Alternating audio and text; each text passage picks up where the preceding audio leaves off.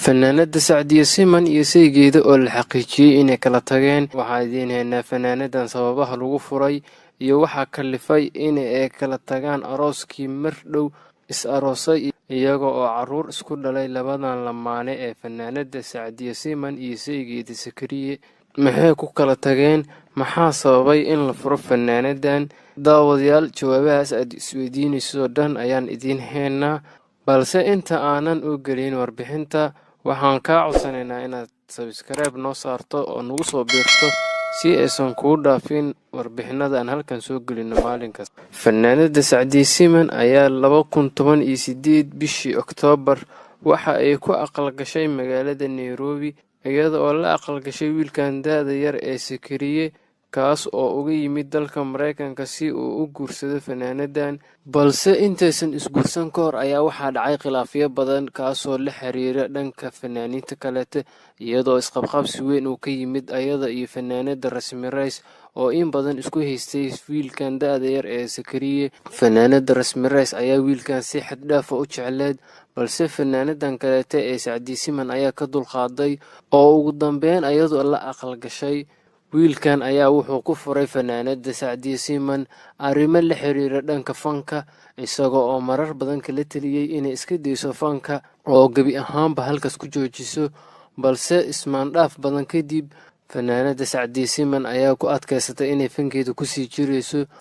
Balse markii ay dhashay fanaanada Sacdiya Siman 2 caruur ah ayaa haddana mar kaleete saygeedii Sakariye waxa uu kala taliyay oo marar badan ku soo celceliyay inay iska dayso fankan oo iskaga baxdo una soo jeesato sidii u korin lahayd caruurtan ka dhex dhalatay labadooda.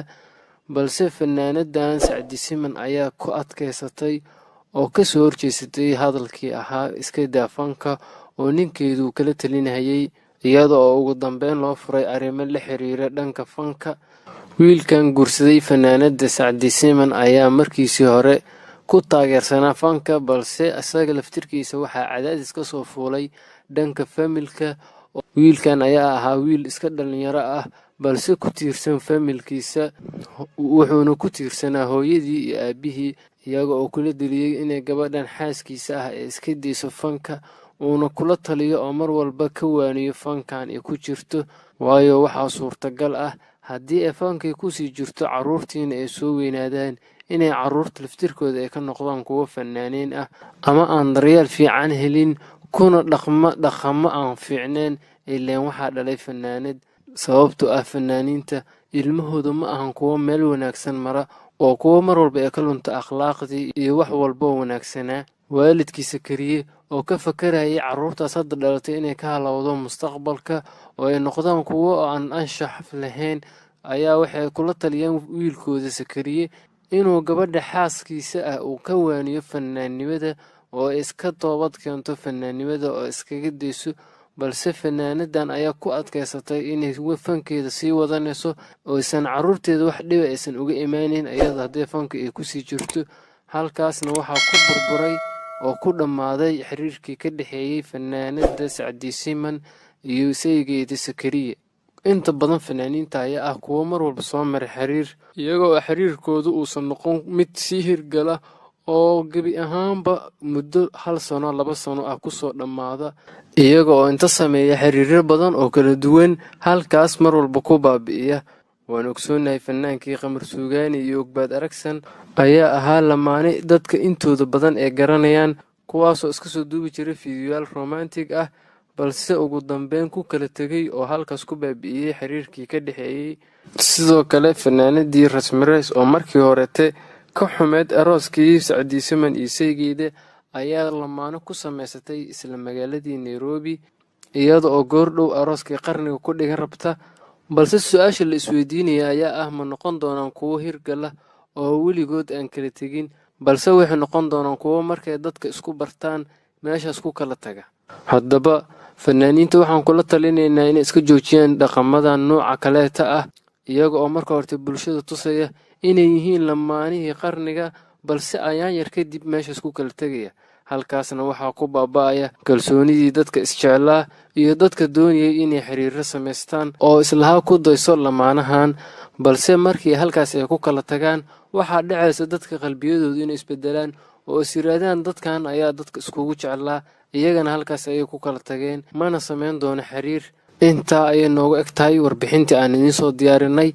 Haddii aad ku cusub tahay channelkeena, waxaan kaa codsanaynaa inaad subscribe noo saarto, naguna soo biirto gambaleelkana furato si aysan kugu dhaafin warbixinada. Fanaanada Sacdiye Siman ayaa 2018 bishii Oktoobar waxa ay ku aqal gashay magaalada Nairobi, iyada oo la aqal gashay wiilkan da'da yar ee Sakariye, kaas oo uga yimid dalka Mareykanka si uu u guursado fanaanadan. Balse intaysan isguursan ka hor ayaa waxaa dhacay khilaafyo badan kaasoo la xiriira dhanka fanaaniinta kaleete, iyadoo isqabqabsi weyn uu ka yimid ayada iyo fanaanada Rasmi Rice oo in badan isku haystay wiilkan da'da yar ee Sakariye. Fanaanada Rasmi Rice ayaa wiilkan si xad dhaaf ah u jecleed, balse fanaanadan kaleete ee Sacdiye Siman ayaa ka dulqaaday oo ugu dambeyn ayadoo la aqal gashay.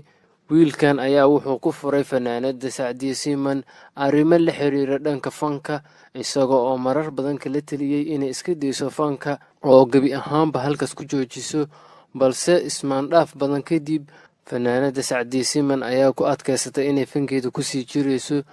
Balse markii ay dhashay fanaanada Sacdiye Siman 2 carruur ah, ayaa haddana mar kaleete saygeedii Sakariye waxa uu kala taliyay oo marar badan ku soo celceliyay inay iska dayso fankan oo iskaga baxdo, una soo jeesato sidii u korin lahayd carruurtan ka dhex dhalatay labadooda.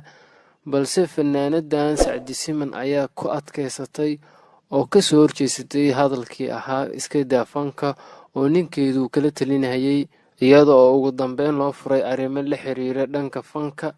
Wiilkan guursaday fanaanada Sacdiye Siman ayaa markiisii hore ku taageersanaa fanka, balse isaga laftirkiisa waxaa cadaadis ka soo fuulay dhanka familka. Wiilkan ayaa ahaa wiil iska dhalinyaro ah, balse ku tiirsan familkiisa, wuxuuna ku tiirsanaa hooyadii iyo aabihii, iyaga oo kula diliyay inay gabadhan xaaskiisa ah ee iska dayso fanka, uuna kula taliyo oo mar walba ka waaniyo fankan ay ku jirto, waayo waxaa suurtagal ah haddii ay fankay kusii jirto carruurtiina ay soo weynaadaan inay carruurta laftirkooda ay ka noqdaan kuwo fanaaniin ah ama aan daryeel fiican helin, kuna dhaqamo aan fiicneen. Ileen waxaa dhalay fanaanad, sababtoo ah fanaaniinta ilmahooda ma ahan kuwo meel wanaagsan mara, oo kuwo mar walba ay ka lunta akhlaaqdii iyo wax walboo wanaagsanaa. Waalidkii Sakariye oo ka fakarayay carruurtaas hadda dhalatay inay ka halowdo mustaqbalka oo ay noqdaan kuwo aan anshax lahayn, ayaa waxay kula taliyeen wiilkooda Sakariye inuu gabadha xaaskiisa ah uu ka waaniyo fanaannimada oo iska toobad keento fanaannimada oo iskaga dayso. Balse fanaanadan ayaa ku adkaysatay inay fankeeda sii wadanayso oo aysan carruurteeda wax dhiba aysan uga imaaneyn iyada haddii fanka ay kusii jirto. Halkaasna waxaa ku burburay oo ku dhammaaday xiriirkii ka dhexeeyay fanaanada Sacdiye Siman iyo saygeeda Sakariye.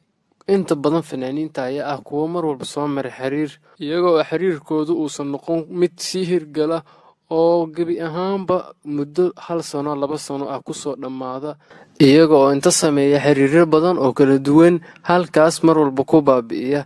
Waan ogsoonahay fanaankii Qamar Suugaani iyo Ogbaad Aragsan ayaa ahaa lamaane dadka intooda badan ee garanayaan, kuwaasoo iska soo duubi jiray fiidiyoyaal romantic ah, balse ugu dambeyn ku kala tegay oo halkaas ku baabi'iyay xiriirkii ka dhexeeyay. Sidoo kale fanaanadii Rasmi Rice oo markii horete ka xumeed arooskii Sacdiye Siman iyo saygeeda ayaa lamaane ku samaysatay isla magaaladii Nairobi, iyada oo goordhow arooskii qarniga ku dhigan rabta. Balse su'aasha la isweydiinaya ayaa ah ma noqon doonaan kuwo hirgala oo weligood aan kala tegin, balse waxay noqon doonaan kuwo markay dadka isku bartaan meeshaas ku kala taga.